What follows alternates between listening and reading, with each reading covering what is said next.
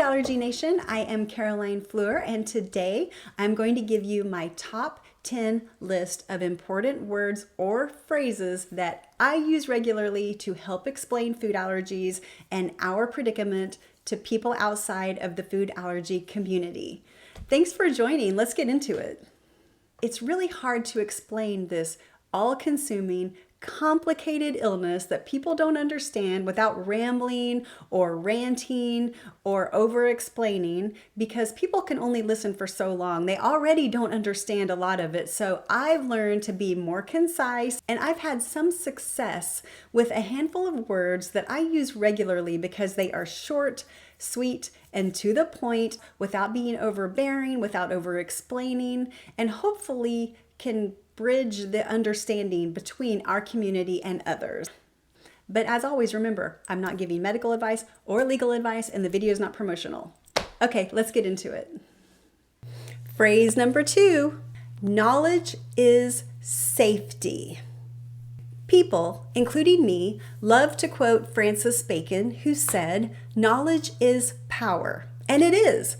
But I also like to quote Thomas Jefferson, who said, "Knowledge is safety." I believe that across the board, especially when it comes to food allergies. There is so much information out there when it comes to food allergies, and there is a steep learning curve. Just when I think I have a firm grasp on all of the information I'll need, there's suddenly something else that comes out. It's interesting, it's informative, and I need to know it. It can be overwhelming, and I consider myself a mini expert because I've been doing this for years and years. My son is an older teenager now. I remember being overwhelmed when I first learned that grass-fed beef might be better for my son than regular beef because most cattle are fed grains. My son can't have grains, so it does make sense that a cow eating grass-fed only would be better. I'm not saying anything bad about regular beef or grain-fed beef because most people eat that all the time and it's fine. My son eats it when he's at restaurants and when we don't have grass-fed beef, but we try to have grass-fed beef for him most of the time. But that's just an example of something I came across, had to learn, had to look into to see if it was right for our family, and sometimes it can be overwhelming. Something recently I learned, and I really had to just focus and process it, was about the ingredient maltodextrin. I read it in a really informative Allergic Living article, which I will put a link to that in the comments, but it talked about how a lot of people think maltodextrin is not good for their allergies because it starts with the word malt. This is exactly why I would not give my son products that had maltodextrin in them, because I thought it had malt. And I think malt comes from barley, which he can't have barley.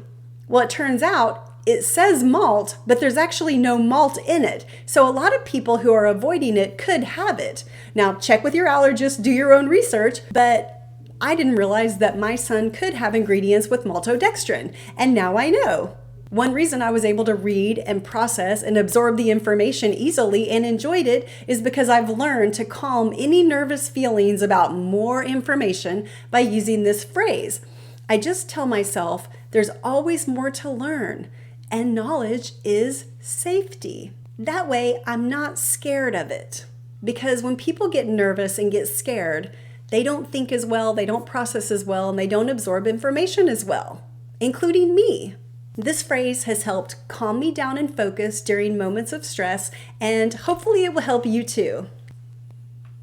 Thanks for being here to listen to my top 10 words and phrases that I use when I'm navigating the food allergy world and trying to share with people who are not a part of our community. I hope it's helped you to look at your own surroundings and come up with some useful phrases of your own that can help make your life easier and get your point across as concisely as possible.